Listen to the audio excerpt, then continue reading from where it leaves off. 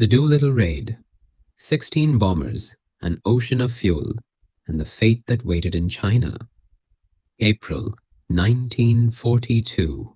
4 months have passed since Pearl Harbor, and the news, for an American listening to the radio at home, has been almost uniformly bad. The Philippines have fallen, or are falling. Singapore, the supposedly impregnable British fortress, surrendered in February with barely a fight. Malaya is gone. The Dutch East Indies are gone. Japanese forces are pushing into Burma, threatening India, threatening Australia. The Imperial Japanese Navy has not lost a major engagement. The war in the Pacific, 4 months in, looks like a one-sided catastrophe, and there is no obvious way to turn it around anytime soon. America needs a victory, almost any victory. Even a symbolic one would do. Something to tell the American public that the war was not simply going to be 4 more years of retreat and bad news. Something to tell the Japanese public that their home islands were not, in fact, beyond the reach of American power. The problem was that there was no obvious way to deliver such a victory in the spring of 1942. American forces in the Pacific had been devastated at Pearl Harbor. The aircraft carriers that remained were too few and too precious to risk in anything but the most carefully calculated operations. Land-based bombers capable of reaching Japan did not exist within range of any base the United States actually controlled. And then someone had an idea that, on its face, sounded almost too strange to be taken seriously. What if you took Army Air Force's bombers, land-based aircraft never designed to operate from a ship, and launched them directly from the deck of an aircraft carrier sailing close enough to Japan to make the flight possible? Get comfortable. This is the story of how that idea became one of the most audacious and consequential operations of the entire Pacific War, and of what happened to the men who carried it out once their fuel tanks ran dry over occupied China.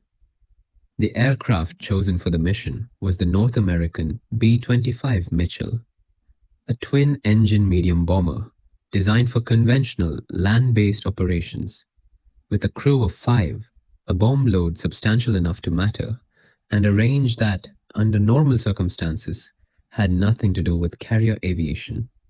Carriers launched naval aircraft, smaller, lighter planes with folding wings, designed from the outset for the violence of catapult-assisted takeoffs and arrested landings on a deck that pitched and rolled with the sea beneath it. The B-25 was none of these things. It was a substantial aircraft, heavy, with a wingspan that made the prospect of operating it from a carrier deck seem, to anyone with conventional naval aviation experience, faintly absurd. The man given responsibility for determining whether the absurd idea could actually be made to work, and then for leading the mission if it could, was Lieutenant Colonel James H. Doolittle. Doolittle was, by 1942,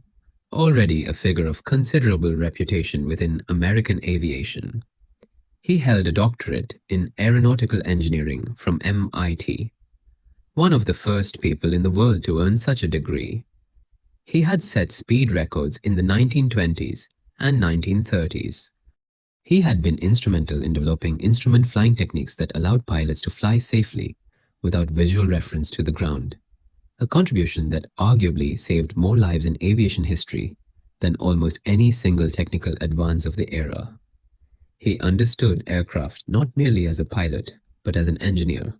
with a precise grasp of the physics involved in questions like how short a runway a heavily loaded bomber could actually use for takeoff. This was exactly the combination of skills the mission required. The basic concept, once approved by senior American military leadership, including Army Air Forces Commander General Henry Hap Arnold, was straightforward to state and extraordinarily difficult to execute. 16 B-25 bombers, stripped of unnecessary weight and modified with additional fuel tanks crammed into every available space within the fuselage, would be loaded aboard an aircraft carrier. The carrier, accompanied by an escort of cruisers and destroyers, would sail to within striking distance of the Japanese home islands. The bombers would launch from the carrier deck, something no B-25 had ever done, and that no one was entirely certain was physically possible. Fly to Japan, drop their bombs on military and industrial targets in Tokyo and several other cities, and then continue west, across the Sea of Japan and the East China Sea, to land at airfields in China that were, at least nominally, controlled by Chinese forces friendly to the Allied cause. The carrier itself would not wait for the bombers to return. B-25s could not land on a carrier deck under any circumstances. The aircraft had no way to be recovered. Once launched, the planes and their crews were committed entirely to the one-way journey to China. The carrier would turn and withdraw from Japanese waters as quickly as possible after launch, well before any returning aircraft, had returning even been an option, could have come back. This was, by any conventional military calculation, an extraordinarily risky proposition, bordering on the operationally reckless. 16 air crews, 80 men, would be launching bombers from a configuration never tested, flying a combat mission deep into enemy-controlled airspace, and then attempting to reach friendly territory on a fuel margin that depended on everything going according to a plan that had never been executed before, and that left essentially no room for error. Doolittle recruited his volunteers from within the Army Air Forces, briefing each man honestly about what the mission would involve and what its risks were likely to be. He did not minimize the danger. He told the men directly that the mission was extremely hazardous, that the odds of returning safely were not good, and that anyone who wished to withdraw could do so without any mark against them. Not one volunteer withdrew. The training that followed took place primarily at Eglin Field in Florida, where the crews practiced the specific skill the mission would require above all others, taking off in the shortest possible distance, simulating the limited deck space they would have available aboard the carrier. A standard B-25 takeoff used considerably more runway than a carrier deck could provide. The crews had to learn techniques, full power application, precise flap settings, careful management of the aircraft's center of gravity given the additional fuel weight. That allowed the heavily loaded bombers to become airborne in a fraction of the distance the aircraft's manufacturers had ever anticipated. The early practice attempts were, by several participants' later accounts, genuinely frightening. A fully loaded B-25 with 16 men's worth of additional fuel and equipment crammed aboard was a heavy aircraft, and the margin between a successful short-field takeoff and a crash at the end of an inadequate runway felt in the first attempts uncomfortably thin. Within weeks of intensive practice, however, the pilots had developed the technique to a level of reliability that gave the mission's planners genuine confidence that the carrier launch, while still extraordinarily demanding, was achievable. Parallel to the flight training, the aircraft themselves were undergoing substantial modification. Defensive armament was reduced. Some of the bombers' gun positions were stripped out entirely, in several cases replaced with painted wooden mock-ups designed to look like functioning machine guns from a distance, in order to save weight without completely eliminating the visual deterrent effect against any Japanese fighters that might approach. Additional fuel tanks were fitted into the bomb bay, into the radio compartment, into virtually any space within the fuselage that could accommodate extra capacity. Every pound saved through removed equipment was a pound that could instead be carried as fuel, and every additional gallon of fuel translated directly into additional miles of range. Range that the mission's planners understood, even in the best case, was going to be uncomfortably close to the minimum the flight profile required. The 16 aircraft, fully modified and crewed, were loaded aboard the aircraft carrier USS Hornet at Naval Air Station Alameda in California in early April 1942. The Hornet, a brand new carrier that had only recently been commissioned, put to sea as part of Task Force 18, accompanied by cruisers and destroyers providing escort and anti-submarine protection. At sea, the task force rendezvoused with Task Force 16, built around the carrier USS Enterprise, whose own aircraft would provide combat air patrol an additional protection for the joint force as it approached Japanese waters. A precaution that reflected just how exposed the mission's planners understood the operation to be. The plan called for the task force to approach to within approximately 400 nautical miles of the Japanese coast before launching the bombers, a distance considered the practical minimum that would allow the B-25s, after bombing their targets, enough remaining fuel to continue onto the planned landing fields in China, while also giving the carrier task force a reasonable chance of approaching undetected and withdrawing safely before Japanese forces could organize an effective counterattack against the irreplaceable carriers themselves. The Japanese early warning and patrol network around the home islands, however,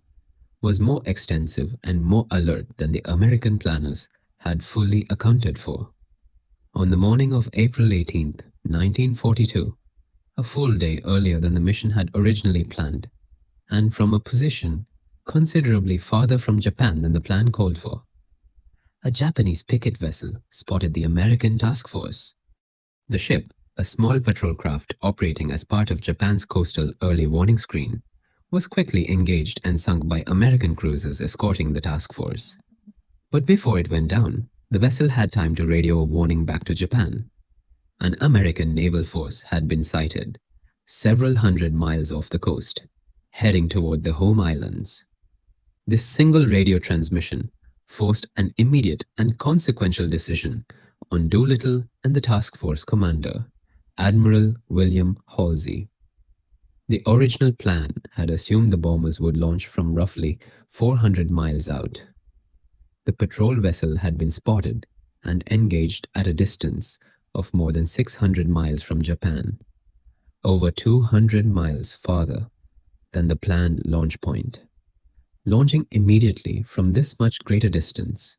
meant the B-25 crews would be attempting the China landfall on a fuel margin that had already been calculated as tight, even under the original shorter range plan. The additional 200 miles of flight distance the early launch now required made it almost certain that several, if not all, of the aircraft would run out of fuel before reaching the prepared airfields in China. The alternative, withdrawing without launching at all, preserving the irreplaceable carriers rather than risking them in waters where Japanese forces now knew an American task force was operating, would have abandoned the entire mission, sacrificing months of training and preparation. And, more importantly from Halsey's perspective, risking the two precious aircraft carriers in continued exposure to a Japanese response that might now be mobilizing. Halsey made the decision to launch immediately, accepting that the bombers would be operating on a fuel margin that offered essentially no buffer for error, bad weather, or any of the countless things that could go wrong on a combat mission of this distance and complexity. There was no time to develop an alternative plan. There was only the decision to proceed now from a position considerably more dangerous than the one the mission had been designed around. Doolittle's own aircraft was the first to launch. The conditions on the morning of April 18th were, by several accounts, genuinely difficult. The sea was rough, with the Hornet's deck pitching considerably as the ship moved through heavy swells, adding an additional variable of unpredictability to takeoffs that were already operating at the absolute edge of what the aircraft and the available deck space could support.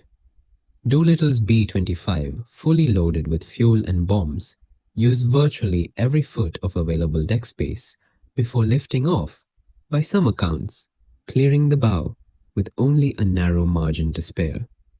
The heavily loaded bomber struggling into the air as the ship's deck rose and fell beneath it in the rough sea. One by one, over the following hour, the remaining 15 bombers followed, each crew executing the short-field takeoff technique they had practiced for weeks, each aircraft clawing its way off the pitching deck and into the air above the open ocean, formation forming loosely as the planes turned toward the distant coast of Japan, several hundred miles away across open water. All 16 aircraft launched successfully. Given the rough sea conditions, the heavily loaded aircraft, and the inherent unpredictability of an operation that had never been attempted before in actual combat conditions. This alone represented a significant achievement of pilot skill and aircraft performance, independent of whatever happened once the bombers reached their targets. The flight to Japan was conducted at extremely low altitude, in some cases only a few hundred feet above the ocean surface, specifically to avoid detection by Japanese radar and to reduce the chance of being spotted and intercepted by Japanese aircraft before reaching the target cities. This low altitude approach added its own stresses to crews who were already operating at the edge of their aircraft's fuel capacity and who needed to maintain precise navigation with minimal landmarks available over open water to ensure they actually arrived over their intended targets rather than drifting off course in a way that would waste precious fuel they could not afford to lose. The targets themselves had been assigned individually to each of the 16 aircraft. Military and industrial installations in Tokyo, Yokohama, Nagoya, Osaka, and Kobe. Facilities including aircraft factories, oil storage facilities, and other installations connected,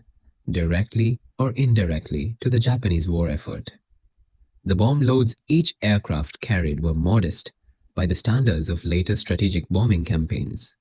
A few 100-pound and incendiary bombs per aircraft, reflecting both the limited carrying capacity available after the fuel modifications and the mission's fundamentally symbolic rather than strategically decisive purpose.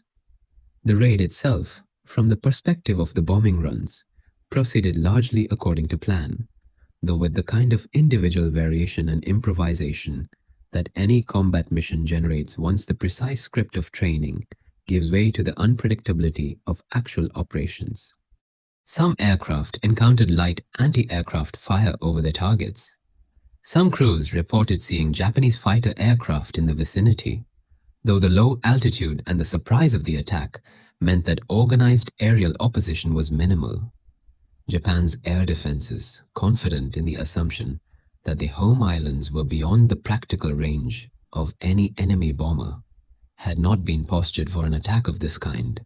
and the element of surprise the raid achieved was, in this narrow tactical sense, complete. No American aircraft was lost over Japan itself. All 16 bombers, having dropped their bombs on their assigned targets, continued on the planned westward course, crossing the Japanese archipelago and heading out over the Sea of Japan and toward the East China Sea,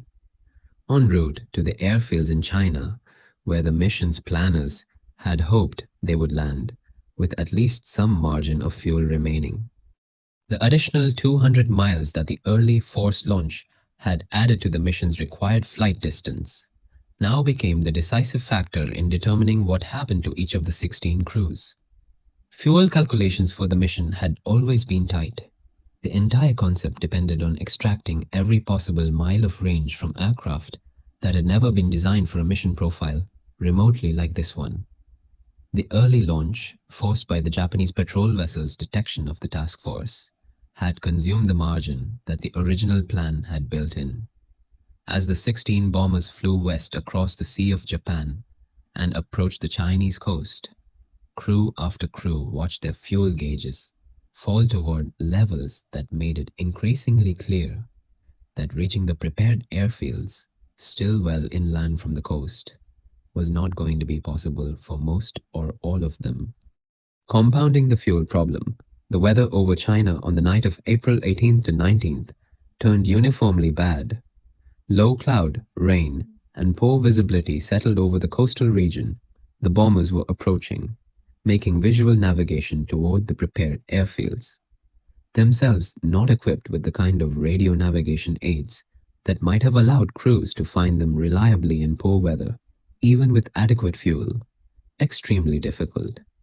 One by one, as darkness fell and fuel gauges approached empty, the 15 crews still over Chinese territory faced the same essential choice: continue flying for as long as fuel allowed,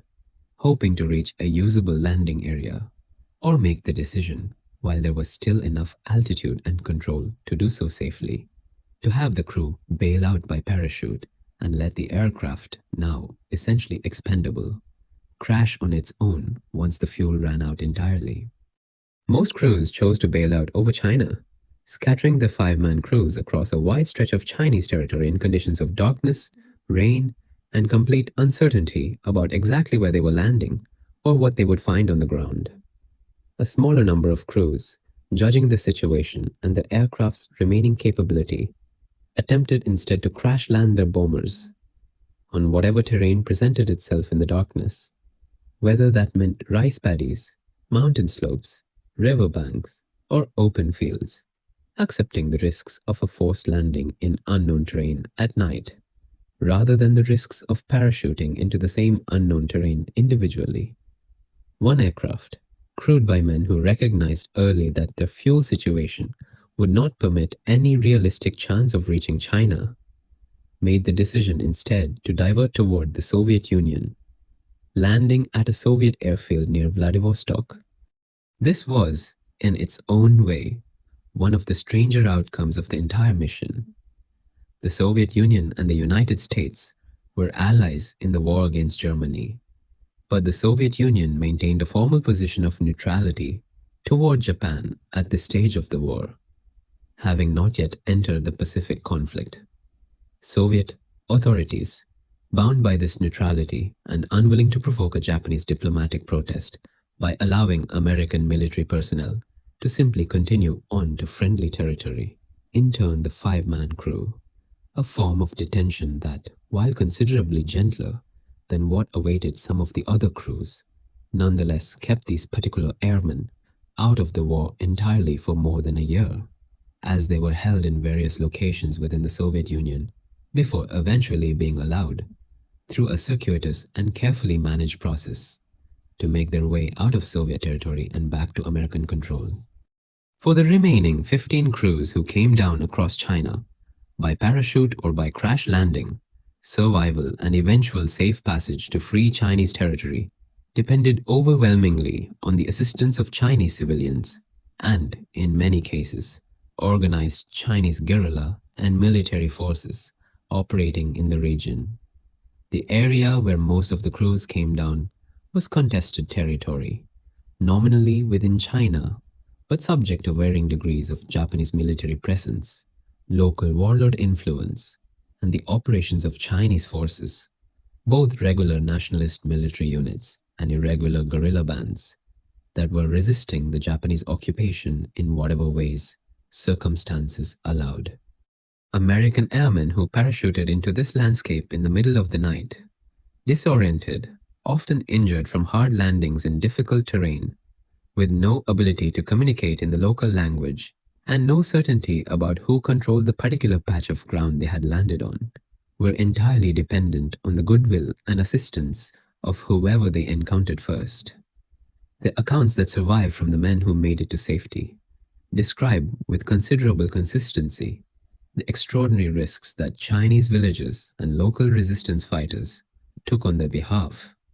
sheltering an American airman, feeding him, guiding him toward areas of Chinese rather than Japanese control,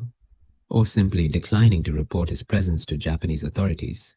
all carried the risk of severe punishment if discovered, a risk that, as events would soon demonstrate, was entirely real and would be enforced with devastating consequences. Village after village along the airmen's various paths to safety provided exactly this kind of assistance, hiding the Americans from Japanese patrols, providing food and basic medical care for injuries sustained in hard parachute landings or rough crash landings, and organizing the kind of relay system, moving airmen from one village's protection to the next, gradually working them toward areas under more secure Chinese nationalist control, that eventually allowed the great majority of the airmen who came down over China to reach safety and eventually transport back to the United States or to ongoing military service elsewhere. This assistance came at a catastrophic cost to the Chinese civilian population in the affected region. Once Japanese forces determined the extent to which local Chinese communities had assisted the American airmen, the Japanese response in the weeks and months following the raid was the launch of a major military operation, specifically targeting the areas of China where the Doolittle crews had come down and received local assistance. Japanese forces conducted what amounted to a systematic punitive campaign across Zhejiang and Jiangxi provinces, the region where most of the airmen had landed and been sheltered, explicitly intended both to punish the local population for the assistance provided to the American flyers and to deny any future operations the kind of local support network that had proven so valuable to the Doolittle crews. The campaign, which historians generally refer to as the Zhejiang-Jiangxi campaign, involved Japanese forces moving through the region with a level of violence against the civilian population that went well beyond conventional counter-guerrilla operations. Villages were burned. Civilians suspected of having assisted American airmen or simply unlucky enough to live in areas the airmen had passed through were killed in large numbers. Chinese sources and subsequent historical research have estimated the civilian death toll from this campaign at figures ranging from approximately 200,000 to as high as 250,000 people. A catastrophic human cost, falling entirely on a civilian population that had, in the great majority of individual cases, simply tried to help foreign airmen who had landed unexpectedly and through no choice of their own in the middle of an already brutal and protracted war. This is one of the aspects of the Doolittle raid's history that receives far less attention in popular accounts than the raid itself, but that represents, in terms of sheer human cost, by far the most consequential outcome of the entire operation. 3 American airmen died during the mission itself, in crash landings or parachute accidents. 8 more were captured by Japanese forces in China and subjected to formal Japanese military trial and subsequent punishment, of whom 3 were executed and 1 died in captivity from disease and the brutal conditions of Japanese confinement, with the remaining 4 surviving captivity to be liberated at the war's end. These are the casualties the raid's own combatants suffered, and they are real and they matter. But the estimated 250,000 Chinese civilians killed in the Japanese retaliatory campaign represents a human cost roughly 4 orders of magnitude greater than what the American mission itself suffered directly. A sobering reminder that the costs of even a relatively small, symbolically motivated military operation can fall overwhelmingly on civilian populations who had no say whatsoever in the decisions that produced the operation in the first place. The 8 American airmen captured by Japanese forces in China endured a process that violated in multiple specific ways the international conventions governing the treatment of captured combatants. Japan, which had not ratified the 1929 Geneva Convention in the same comprehensive way some other combatant nations had, treated the captured Doolittle airmen not as conventional prisoners of war, but as war criminals, subjecting them to a formal military trial on charges related to the bombing of civilian areas, a charge that Japanese military authorities pressed despite the raid's targets having been, by the American mission's own planning and execution, military and industrial installations, rather than deliberately targeted civilian populations. The trial, conducted by Japanese military judicial authorities, found the captured airmen guilty and sentenced several of them to death. 3 of the 8 captured men, Lieutenant William Farrow, Sergeant Harold Spatz, and Lieutenant Dean Hallmark, were executed by the Japanese military in October 1942, several months after their capture. A 4th captured airman, Lieutenant Robert Mader, died in Japanese captivity in December 1943. His death attributed to the combination of disease and the severely deprived conditions of his confinement, conditions that several surviving accounts describe as involving prolonged solitary confinement, inadequate food, and minimal medical care over an extended period that effectively constituted a slow process of attrition against men already weakened by the ordeal of their capture and initial treatment. The remaining 4 captured airmen, Lieutenant Chase Nielsen, Lieutenant Robert Hite, Lieutenant George Barr, and Corporal Jacob de Chazer survived the captivity, enduring more than 3 years of imprisonment under conditions that, by their own post-war testimony, were brutal and frequently inhumane, before being liberated by Allied forces as Japan's surrender brought the war to its conclusion in 1945. Their survival, combined with the deaths of the others, meant that the eventual post-war accounting for what had happened to the 8 captured Doolittle airmen became, like so much of the broader reckoning with Japanese wartime conduct, a matter that occupied Allied military justice proceedings in the years immediately following the war's end. Japanese officers directly responsible for the treatment and execution of the captured airmen were identified, tried, and in several cases convicted by post-war military tribunals, a process that, while necessarily imperfect and incomplete in the way that all such post-war accountings tend to be, did establish a documented record of exactly what had happened to each of the 8 men,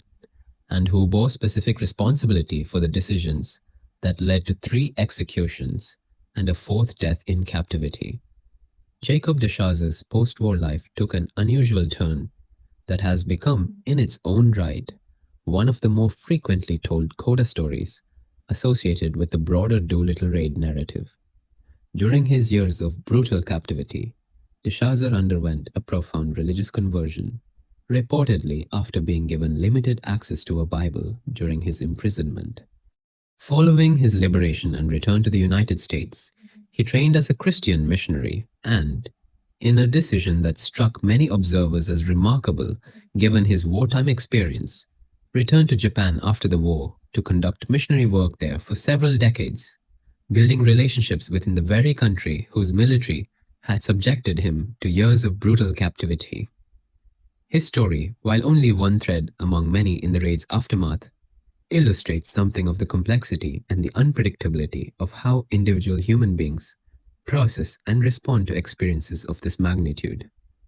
The military significance of the Doolittle raid, assessed in terms of actual physical damage inflicted on Japan, was genuinely modest. The bomb loads carried by 16 medium bombers, even accurately delivered, represented a small fraction of the destructive capacity that later, much larger Allied bombing campaigns would eventually bring to bear against Japanese cities and industry. Several factories sustained damage. A small number of military and industrial facilities were affected. Japanese civilian and military casualties from the raid itself were limited, certainly by comparison to what Japan would eventually experience in the much larger bombing campaigns of 1944 and 1945. But the psychological and strategic significance of the raid, assessed in terms of its effect on both Japanese and American perceptions of the war's trajectory, was substantially larger than its modest physical damage would suggest. For the Japanese government and military leadership, the raid represented a significant and genuinely alarming failure of the home island's supposed invulnerability.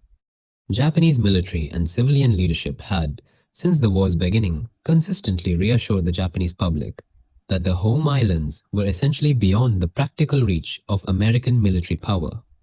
a claim that had seemed entirely reasonable given the geographic distances involved and the absence, as of early 1942, of any obvious American capability to project bombing power across the vast distances of the Pacific. The Doolittle raid demonstrated, however symbolically and however limited in actual destructive effect, that this assumption was wrong. American bombers had appeared over Tokyo itself, had dropped bombs, and had escaped, a sequence of events that contradicted everything the Japanese government had been telling its own population about the security of the home islands. This psychological shock appears to have influenced subsequent Japanese strategic decision-making in ways that historians continue to debate, but that several credible accounts connect directly to the disastrous Japanese decision just weeks later to commit major naval forces to an operation aimed at capturing Midway Atoll, an operation explicitly intended, at least in part, to eliminate the threat of further American carrier-based raids against the Japanese home islands by destroying the American carrier fleet and seizing a forward position that would extend Japan's early warning perimeter further into the central Pacific. The Battle of Midway, fought in early June 1942, less than 2 months after the Doolittle raid, became one of the most consequential naval engagements of the entire war. A battle in which Japan lost four irreplaceable aircraft carriers and a substantial portion of its most experienced naval aviators in exchange for the loss of a single American carrier. The battle is generally regarded by military historians as the decisive turning point of the Pacific War, the moment at which Japan's early strategic initiative was permanently broken and the long American counteroffensive across the Pacific became, in retrospect, essentially inevitable. Whether the Doolittle raid specifically caused the Japanese decision to commit to the Midway operation, or whether Midway would have occurred in roughly the same form regardless of the raid, is a question that historians have debated without reaching full consensus. The Japanese naval leadership had strategic reasons for wanting to extend their defensive perimeter and engage the American carrier fleet decisively that existed independently of any specific concern about further Doolittle-style raids. But the raid's psychological impact on Japanese decision-making in the weeks immediately following April 1942 is documented in multiple Japanese wartime sources, and the connection between the raid's demonstration of American reach and the subsequent Japanese decision to seek a decisive naval confrontation is one that several of the most careful historical accounts of the period treat as a real, if not singular, contributing factor. For the American public and American military and political leadership, the raid's psychological effect was, in its way, equally significant, though in the opposite direction. After 4 months of consistently grim news from the Pacific, the announcement that American bombers had struck Tokyo itself, even with the specific details of the mission, kept classified for some time afterward, generating considerable public speculation about exactly how the raid had been accomplished, provided a substantial and badly needed boost to American civilian and military morale. President Franklin Roosevelt, asked by reporters where the bombers that struck Tokyo had come from, famously gave the deliberately evasive answer that they had come from Shangri-La, a reference to the fictional Hidden Paradise from the popular novel Lost Horizon, both maintaining operational security about the carrier-based origin of the mission, and adding a touch of wry humor to the announcement that captured something of the public mood of vindication and relief that greeted the news. Doolittle himself, upon completing the mission, initially believed it had been something close to a failure, given that the unplanned early launch had forced the entire operation onto a fuel margin that resulted in the loss of every single aircraft, and that left him personally uncertain, in the immediate aftermath, whether the mission would be regarded as the kind of bold success its planners had hoped for, or as a costly and embarrassing operational failure that happened to generate some favorable headlines, despite achieving little of substance. This initial assessment changed rapidly once Doolittle made his way back to the United States and discovered the scale of the positive public and political reception the raid had received. Rather than facing censure for an operation that had, after all, resulted in the loss of all 16 aircraft involved, Doolittle was instead promoted 2 ranks, directly from Lieutenant Colonel to Brigadier General, and awarded the Medal of Honor, the United States' highest military decoration, for his leadership of the mission. The promotion and award reflected the American military and political leadership's judgment that the raid's psychological and strategic value, the demonstration of culpability, the morale boost to the American public, the contribution to Japanese strategic miscalculation in the weeks that followed, substantially outweighed the operational cost of losing 16 aircraft that, while valuable, were not irreplaceable in the way the carriers that launched them would have been. The 80 airmen who participated in the raid, the 69 who survived the mission's immediate aftermath, without being killed, executed, or dying in captivity, went on to a wide variety of subsequent wartime and post-war experiences. Many returned to active combat duty in other theaters of the war. The training and experience considered valuable enough that the Army Air Forces generally sought to return them to operational flying roles, rather than treating the participation in the historic raid as grounds for a safer, less demanding subsequent assignment. The raid's surviving participants in the decades following the war developed a tradition of annual reunions, gathering to commemorate the mission and to maintain the connections forged during the intensive training and the shared experience of a mission that, however, its individual outcomes had varied dramatically from crew to crew, had bound the 80 original volunteers together in a way that persisted across the following half-century and more. These reunions continued, with diminishing numbers as the years passed and the original participants aged and gradually passed away, until the death of the last surviving Doolittle raider, Lieutenant Colonel Richard Cole, who had served as Doolittle's own co-pilot on the lead aircraft during the original mission, in April 2019, 77 years after the raid itself. Doolittle's own post-war career continued at a high level within American military aviation and aerospace policy, including senior roles within the post-war Air Force and later within the American aerospace industry as it developed through the early space age. He died in 1993 at the age of 96, having lived long enough to see the mission he had led evolve from a wartime operational secret into one of the most celebrated episodes of American military history, commemorated in books, films, and the continuing institutional memory of the United States Air Force, which to this day maintains formal traditions specifically honoring the Doolittle Raiders and the mission's particular place in American military history. The 16 aircraft themselves, every single one either crashed, ditched, or, in the case of the Soviet-bound aircraft, eventually scrapped or repurposed by Soviet authorities, left almost nothing in the way of surviving physical artifacts directly connected to the mission. Unlike many historic military operations where the actual equipment used survives in museums or memorial sites, the Doolittle Raid's aircraft are, with only fragmentary exceptions, gone. Wrecked in Chinese rice paddies and mountainsides in April 1942, salvaged by local populations for whatever usable material remained, or, in cases where wreckage persisted, gradually lost to the passage of decades, weather, and the ordinary processes of decay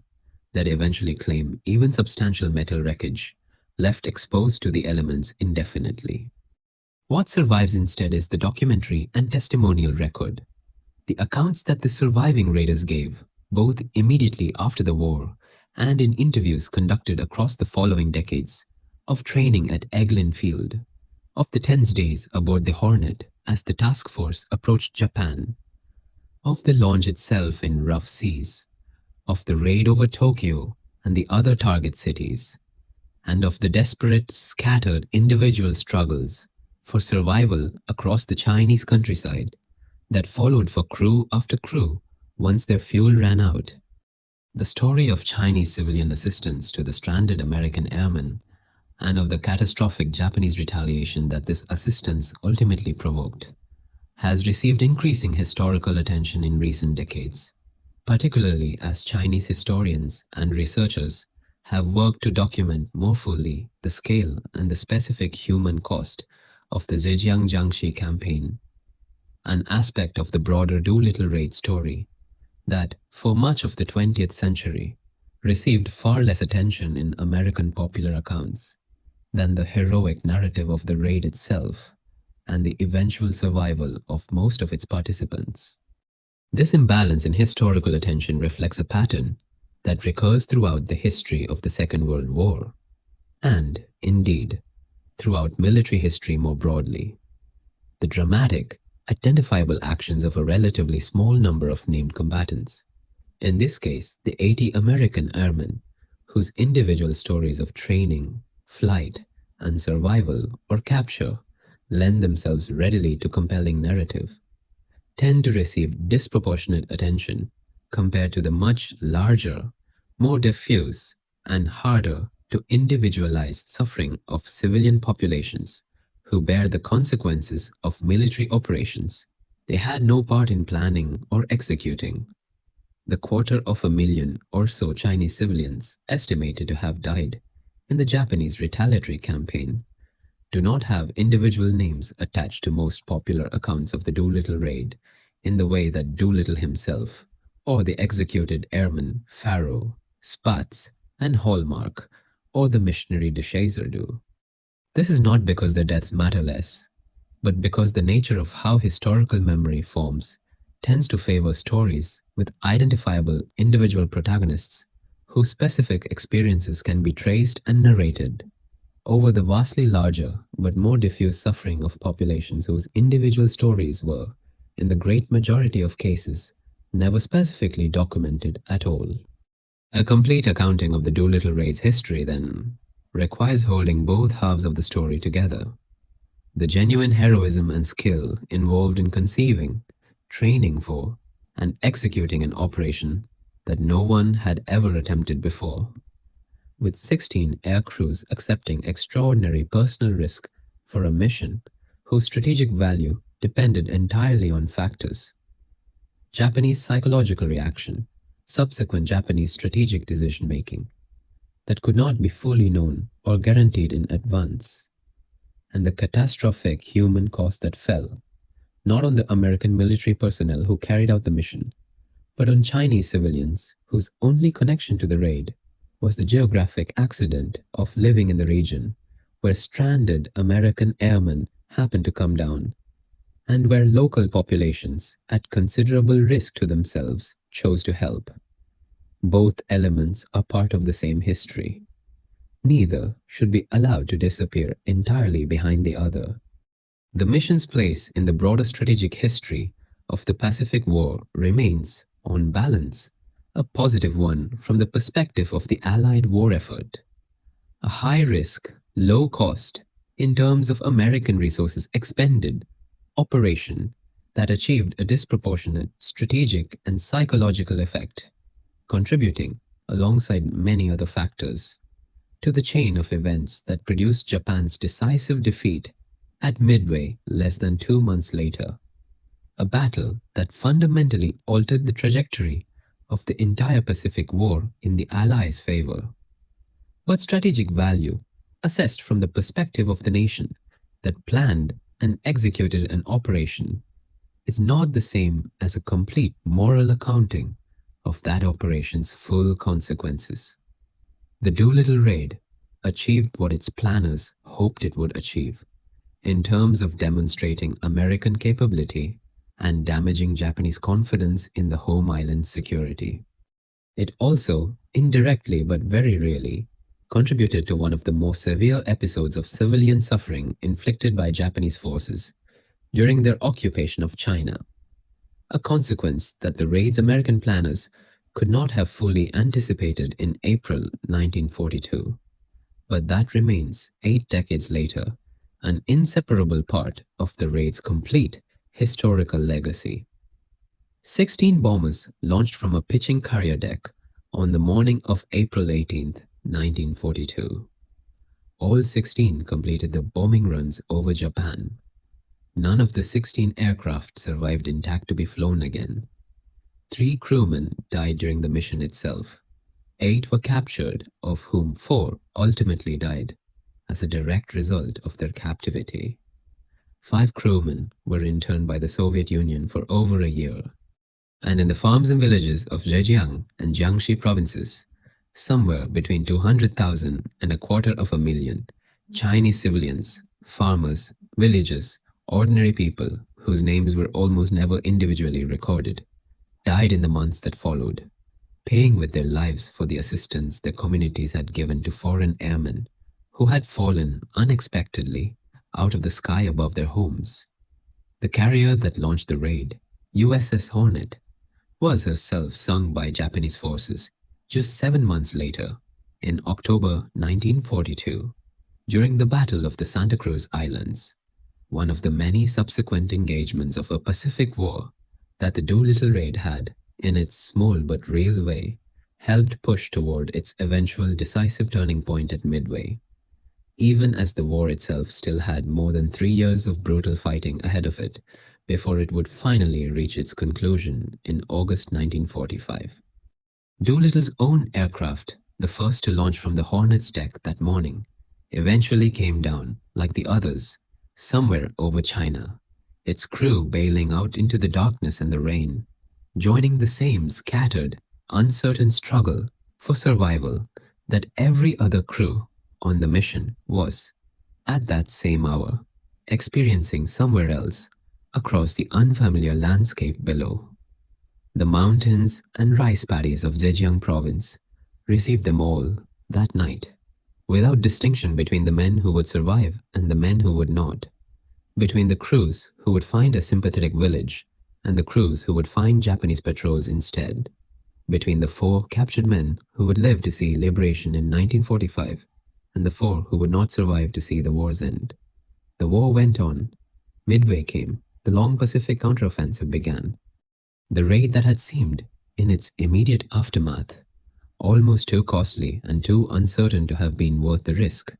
gradually took its place in American memory as one of the defining acts of defiance of the war's darkest early months. There are several dimensions of the mission's planning and execution that deserve fuller treatment, because they illustrate both the extraordinary technical achievement the raid represented and the narrow margins on which the entire operation depended from its earliest conceptual stages. The selection of the B-25 Mitchell as the aircraft for the mission was itself the product of careful technical evaluation rather than an obvious or inevitable choice. The Army Air Forces possessed several types of medium bombers in 1942 that might theoretically have been considered for an operation of this kind. But the B-25's specific combination of characteristics, its takeoff performance, its potential range when modified with additional fuel capacity, its wingspan relative to a carrier's available deck clearance, and its general structural robustness, made it, after careful technical assessment, the most plausible candidate among the aircraft actually available to American forces in early 1942. The process of confirming that B-25s could, in fact, successfully launched from a carrier deck involved actual test flights, conducted from the deck of the USS Hornet in February 1942, well before the volunteer crews began their own specialized training. These initial tests, flown by test pilots rather than the eventual mission crews, demonstrated that the basic concept was achievable, that a B-25, under the right conditions and with the right takeoff technique, could indeed become airborne within the deck length a carrier could provide. This early proof of concept was essential. Without it, the entire subsequent planning and training effort would have been built on an unverified assumption that the whole mission depended upon. The fuel modifications made to each aircraft were extensive and specific. Beyond the additional tanks installed in the Bombay area, further fuel capacity was added wherever structural and weight considerations permitted, in some cases within the rear fuselage area, in others through external or semi-external tank configurations. The cumulative effect of these modifications nearly doubled each aircraft's normal fuel capacity, transforming the B-25 from an aircraft with a combat radius suited to conventional medium bomber missions into something closer to what the mission actually required. An aircraft capable of a single very long flight, encompassing takeoff, the transit to Japan, the bombing run itself, and the subsequent long transit toward China, all without any opportunity for refueling at any point along the way. This fuel modification process came with its own risks and trade-offs that the mission's planners had to accept as the price of achieving the necessary range. Additional fuel tankage meant additional weight, which in turn affected the aircraft's takeoff performance, the very performance characteristic that the shortened carrier deck made most critical. The mission's planners were, in effect, balancing two requirements that worked directly against each other. More fuel meant more range, which the mission desperately needed, But more fuel also meant more weight, which made the already marginal carrier takeoff even more demanding. The specific configuration that was eventually settled upon, the particular quantity and placement of additional fuel capacity, represented a calculated judgment about where the optimal balance between these competing requirements actually lay. A judgment that, given how close to the margin the eventual mission actually operated, appears to have been about as close to correct as the available technology and the compressed preparation timeline allowed. The removal of defensive armament, mentioned briefly above, deserves additional context because it illustrates the broader philosophy that governed every weight reduction decision made during the aircraft modifications. The B-25's standard armament included multiple machine gun positions distributed around the aircraft, providing defense against fighter attack from various angles. For the Doolittle mission, several of these gun positions were removed entirely, their weight savings redirected toward fuel capacity, while the aircraft's forward-firing armament, considered most essential for the low-altitude attack profile the mission planned to use, was generally retained.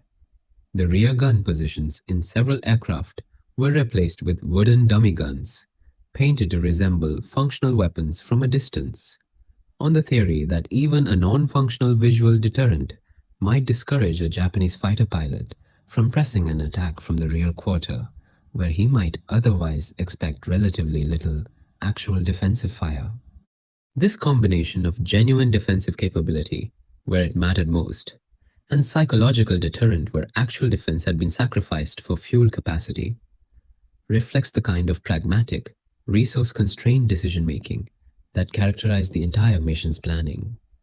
Every choice involved trading away some capability in exchange for the additional range the mission's fundamental concept required, and the specific pattern of those trades reflected careful judgment about which capabilities mattered most given the mission's actual profile. A low-altitude approach designed to minimize exposure to organized fighter interception in the first place, making the retained forward armament and psychological rear deterrent a reasonably coherent overall defensive posture, even though it represented, by any conventional bomber standard, a significantly reduced defensive capability compared to a standard B-25 configuration. The selection and training of the 80 volunteer crew members proceeded under conditions of considerable secrecy, with most participants understanding only gradually, as training progressed, the actual nature and destination of the mission they had volunteered for. Doolittle's initial recruitment efforts sought volunteers for what was described, in the earlier stages, only as an extremely hazardous mission requiring exceptional flying skill, without specifying further details. Only as training progressed at Eglin Field, and as the specific short field takeoff techniques being practiced made the carrier launch concept increasingly apparent to anyone paying attention,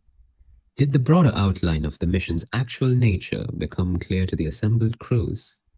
This staged revelation of mission details reflected standard operational security practice for an operation of this sensitivity, but it also meant that the crews who ultimately flew the mission had made their initial volunteer commitment without full knowledge of exactly what they were agreeing to, a detail that makes the subsequent fact that no volunteer withdrew, even after the mission's full scope and risk became clear during training,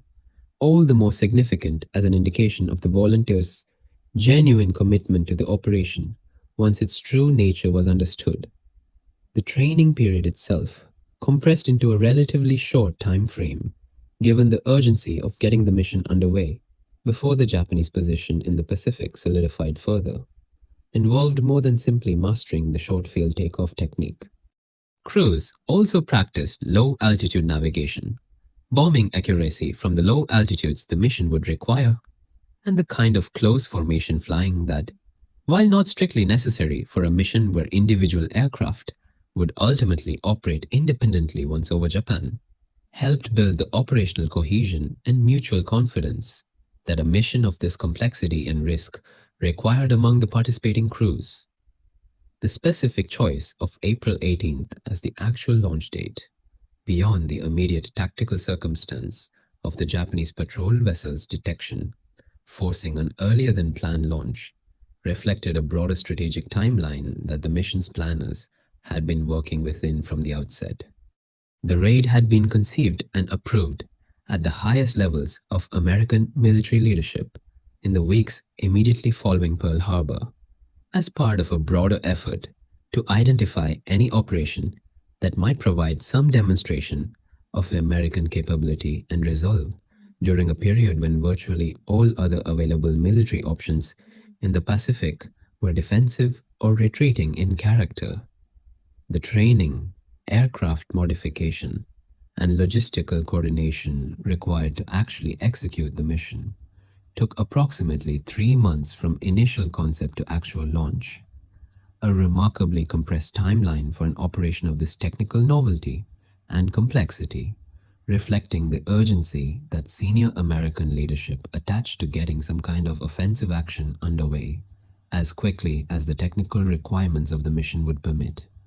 The broader strategic context within which the raid's planners were operating in early 1942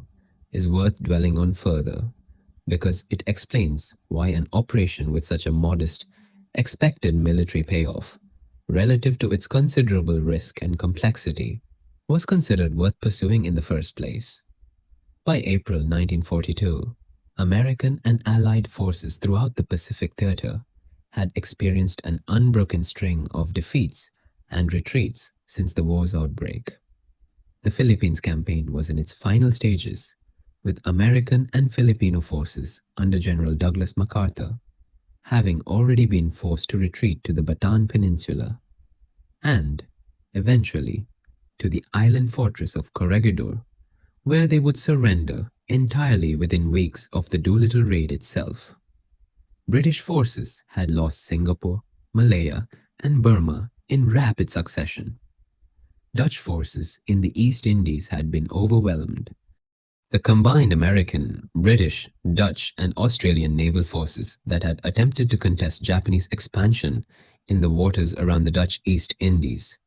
had been destroyed at the Battle of the Java Sea in late February 1942, eliminating Allied naval power in the region almost entirely. Against this backdrop of consistent and serious Allied reverses,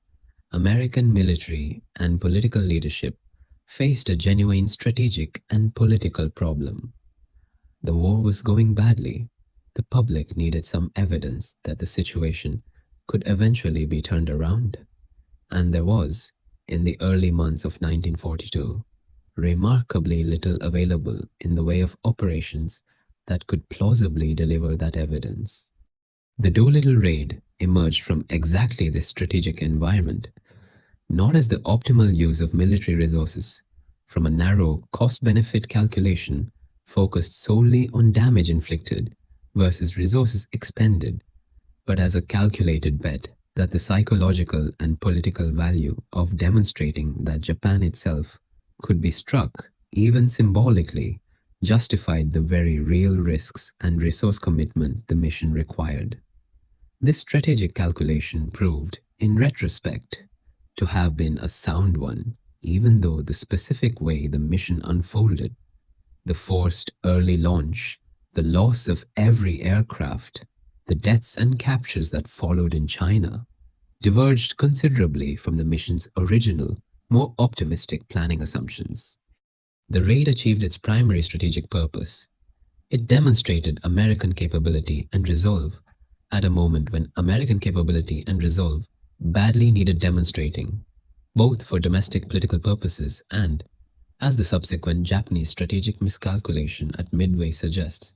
for its effect on Japanese strategic thinking as well. The relationship between the Doolittle raid and the subsequent Battle of Midway deserves additional examination, because the connection between the two events, while debated in its precise causal mechanics, is documented closely enough in Japanese wartime planning records to merit serious consideration as one of the most significant indirect consequences of the April 1942 raid. Japanese naval strategic thinking in the period immediately following the Doolittle raid shows clear evidence of heightened concern about the vulnerability of the home islands to further American carrier-based attacks. Admiral Isoroku Yamamoto, the architect of Japan's overall naval strategy and the officer most directly responsible for planning the subsequent Midway operation, had already been advocating for an operation aimed at eliminating the American carrier fleet through a decisive battle, viewing the carriers as the primary remaining threat to Japanese naval supremacy in the Pacific following the destruction of the American battleship fleet at Pearl Harbor. The Doolittle raid provided Yamamoto with additional concrete justification for this position. It demonstrated in the most direct possible way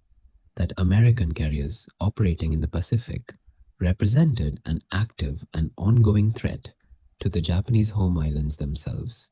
not merely to Japanese forces and shipping in more distant operational areas. This strengthened justification appears to have helped Yamamoto overcome internal Japanese naval objections to the Midway operation, which some other senior Japanese naval officers had viewed as strategically risky and operationally overextended, particularly given the considerable distances involved and the logistical challenges of supporting a major operation so far from Japan's main bases. The successful argument that eliminating the American carrier threat had become urgently necessary, given the demonstrated vulnerability the Doolittle raid had exposed, appears to have been a meaningful factor in securing the internal Japanese naval consensus required to proceed with the Midway operation on the scale and timeline that Yamamoto wanted. The Battle of Midway itself, when it came in early June 1942, proceeded in a way that Japanese planners had not anticipated, and that transformed what Yamamoto had intended as a decisive Japanese victory into a catastrophic Japanese defeat. American codebreakers, having successfully deciphered significant portions of Japanese naval communications, provided American commanders with detailed advance knowledge of Japanese intentions and force dispositions, allowing the American Pacific Fleet to position its own carriers for what became a devastating surprise attack against the Japanese carrier force at a crucial moment in the battle. The result was the loss of 4 Japanese aircraft carriers, Akagi, Kaga, Soryu, and Hiryu, along with a substantial proportion of Japan's most experienced and skilled naval aviators, against the loss of a single American carrier, USS Yorktown. This catastrophic and unexpected Japanese defeat fundamentally altered the balance of naval air power in the Pacific theater, eliminating in a single battle much of the qualitative and quantitative advantage in carrier aviation that Japan had possessed since the war's opening months. The long American counteroffensive across the Pacific, which would eventually culminate in the defeat of Japan in 1945, is generally understood by military historians to have become substantially more feasible, and the overall trajectory of the Pacific War to have shifted decisively in the Allies' favor as a direct consequence of the Midway battle's outcome. The chain connecting the Doolittle raid to Midway to the broader trajectory of the Pacific War is, as with most historical causal chains involving complex multi-factor military decisions, not a matter of simple singular causation. Yamamoto had strategic reasons for wanting to confront the American carrier fleet decisively that predated and existed independently of the Doolittle raid specifically. But the raid's documented effect on Japanese strategic anxiety about home island vulnerability and its documented role in strengthening Yamamoto's internal argument for the Midway operation's urgency and necessity represent a genuine and historically significant connection between a relatively small, symbolically oriented bombing raid and one of the most consequential naval battles of the entire war. The story of the Chinese civilian population's assistance to the stranded American airmen and of the catastrophic retaliation this assistance provoked deserves further elaboration, both because of the sheer scale of the human cost involved and because the historical record of this aspect of the raid's aftermath has, for much of the post-war period, received considerably less sustained attention than the more straightforwardly heroic narrative of the American airman's mission and survival. The region of China where most of the Doolittle crews came down, primarily in Zhejiang and Jiangxi provinces in eastern China, was, in April 1942, a landscape of considerable political and military complexity. Japanese forces controlled major cities and key transportation routes, but large stretches of the surrounding countryside remained under the effective control of Chinese nationalist military forces, allied guerrilla groups, or simply local civilian populations operating with limited oversight from either Japanese occupying forces or distant Chinese nationalist military command structures. This patchwork of overlapping and contested authority meant that an American airman parachuting into the region at night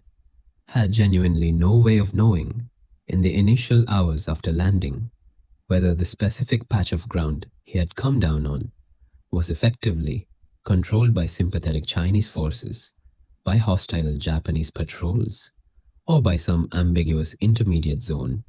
where the answer might depend on which direction he happened to walk. The Chinese individuals and communities who provided assistance to stranded American airmen did so in this context of considerable uncertainty and genuine personal risk.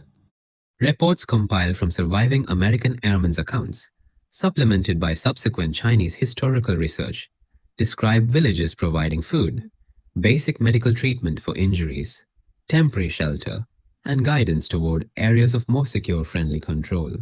frequently undertaken by people who had no particular ideological or political stake in the broader war beyond the immediate human recognition that foreign airmen had fallen from the sky in the middle of the night, injured and disoriented, and needed help that only the local population was in a position to provide. This assistance multiplied across dozens of individual encounters as the 15 crews who came down over China scattered across a wide geographic area and depended in each case on whatever local population they happened to encounter,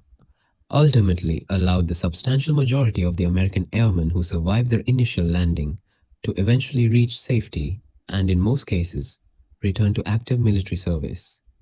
Without this assistance, freely given by people who had every reason to understand the risks involved, the human cost of the mission to the American participants themselves would almost certainly have been considerably higher than it actually was.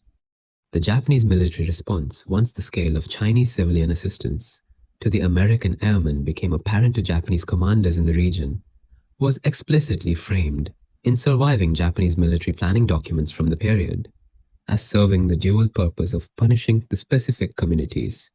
that had assisted the Americans and of establishing a sufficiently severe deterrent that local populations elsewhere in Japanese-occupied China would understand the consequences of providing similar assistance to any future downed Allied airmen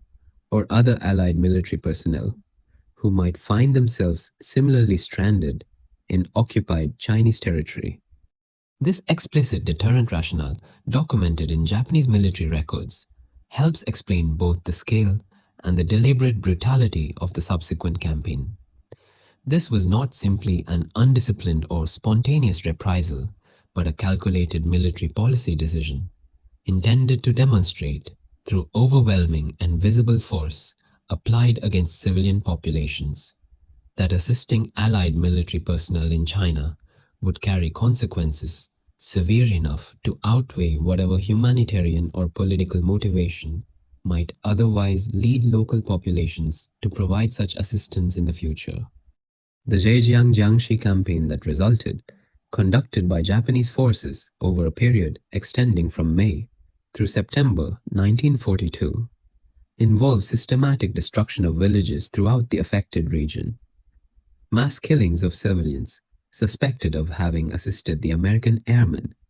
or simply located in areas the campaign's planners had designated for punitive action, and, in several documented instances, the use of biological weapons by Japanese forces as part of the broader campaign, an escalation that connects this episode to the broader, separately documented history of Japanese biological warfare research and deployment during the war, most notably associated with the Imperial Japanese Army's Unit 731 and related programs. The precise total civilian death toll from the Zhejiang Jiangxi campaign remains a matter of ongoing historical research and some continuing scholarly debate, with estimates ranging, as noted earlier, from approximately 200,000 to as high as 250,000 deaths. This range reflects the genuine difficulty of establishing precise casualty figures for a campaign of this nature and scale,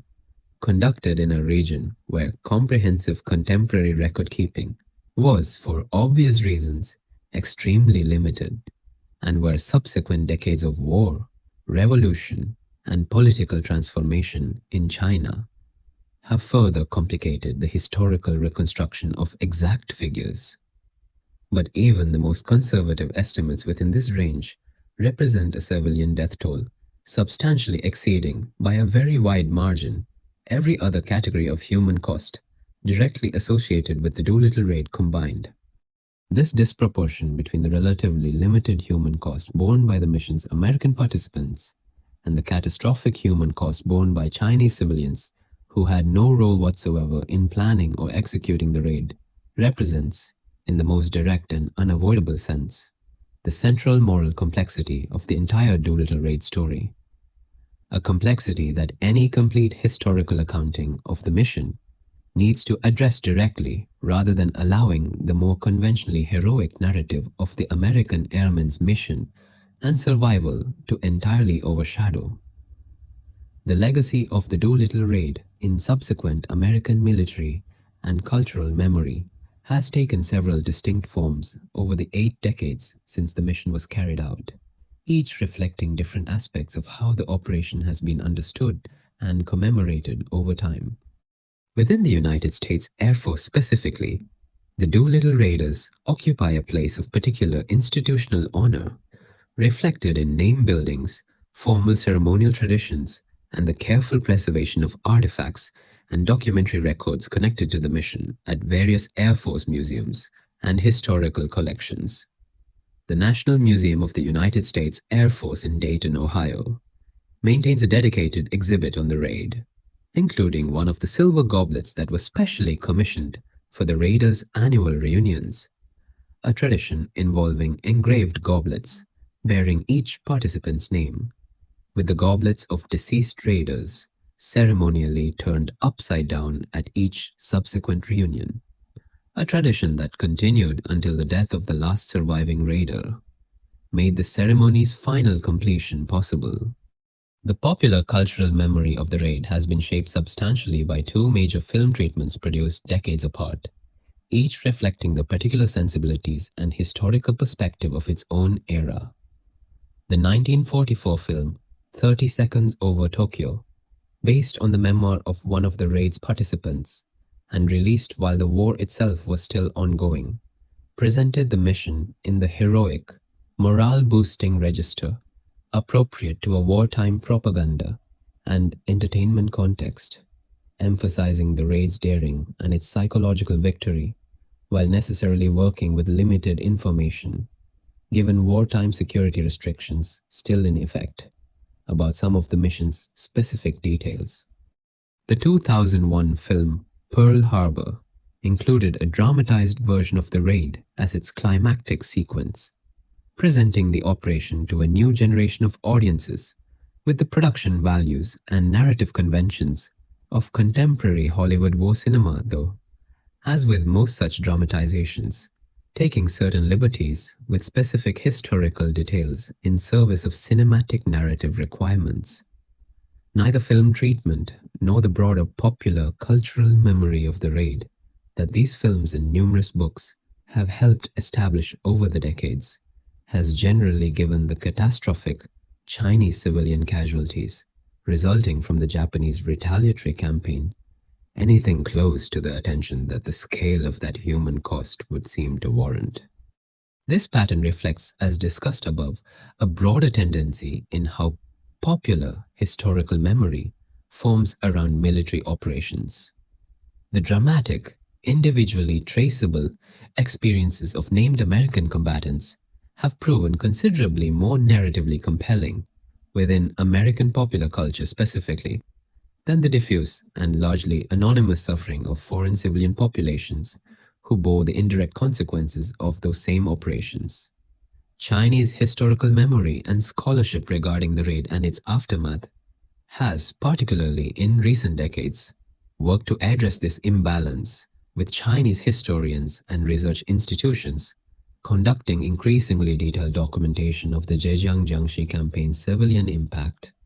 even as the specific political and historiographical context within which Chinese historical scholarship operates has its own complexities that shape how this and other aspects of the wartime period are studied and presented within China itself. The diplomatic and commemorative relationship between American Doolittle raid, remembrance traditions, and Chinese historical memory of the same events has, on occasion, found formal expression through specific commemorative initiatives recognizing the Chinese civilian contribution and sacrifice connected to the raid's aftermath.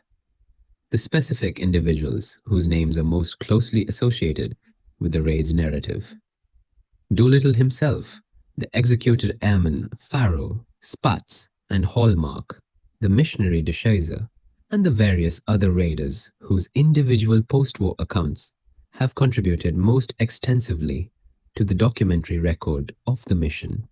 represent collectively only a small fraction of the much larger cast of people whose actions and experiences connect to the complete history of April 1942 and its aftermath. The Chinese villagers who sheltered airmen they had never met and could not communicate with in any shared language. The Soviet officials who managed the diplomatically delicate internment of the crew that landed near Vladivostok. The Japanese military judges who conducted the trial of the captured airmen, and the Japanese officers who carried out the subsequent executions, several of whom would themselves eventually face post-war judicial accountability for these specific actions. The hundreds of thousands of Chinese civilians across Zhejiang and Jiangxi provinces who experienced the retaliatory campaign's violence directly, the overwhelming majority of whom left no individual documentary trace of their specific experiences at all. A complete historical understanding of the Doolittle raid requires holding all of these different threads together. The technical achievement, the individual heroism and sacrifice of the American participants, the catastrophic and disproportionate cost borne by Chinese civilians, and the documented but complex causal connection between the raid's psychological impact and the subsequent Japanese decision-making that led to the catastrophic Japanese defeat at Midway less than 2 months later. The raid lasted for each individual aircraft, a matter of minutes over its specific target city, a flight of several hours from carrier to target to eventual landing point or crash site, a single day's operation within a war that would ultimately last 3.5 more years beyond April 1942. But the consequences of that single day's operation for the 80 American airmen who flew it, for the Japanese strategic calculations it influenced, for the hundreds of thousands of Chinese civilians who paid an almost unimaginable price in the campaign that followed, extended for years, in some cases for the remainder of entire lives, and continue in the form of ongoing historical research, commemoration, and reckoning to the present day. The carrier deck from which 16 bombers launched on the morning of April 18, 1942, no longer exists. The Hornet herself rests on the floor of the Pacific Ocean, sunk 7 months after the raid in a battle that was itself part of the same long Pacific campaign the Doolittle mission had helped set in motion. The mountains and rice paddies of Zhejiang province, where most of the raid's crews came down that night, continue their ordinary agricultural existence today. The specific fields and hillsides where individual aircraft crashed or individual airmen landed by parachute, mostly unmarked and largely unknown to anyone beyond specialized historians, and the occasional surviving local family memory passed down across the intervening generations. What remains 8 decades later is the documented history. 16 aircraft 80 men, one ocean crossing, one night of bombing, one scattered and desperate struggle for survival across unfamiliar terrain, and one catastrophic campaign of retaliation that fell on people who had never asked to be involved in the war at all, but who found themselves, through the simple accident of geography, in a position to help strangers who had fallen from the sky and who paid, collectively, a price for that help that vastly exceeded anything the mission's own participants suffered. The bombers are gone. The carrier is gone. Almost all of the 80 men who flew that day are gone now too, the last of them having died in 2019. What remains is the story and the obligation in telling it, to tell all of it, the daring and the cost, the heroism and the catastrophe, the 16 bombers and the 250,000 people whose names mostly went unrecorded, whose villages mostly went unmarked, and whose deaths in the spring and summer of 1942 were the price that history extracted, far from any battlefield, for a single night when American bombs fell on Tokyo. Sleep now. The end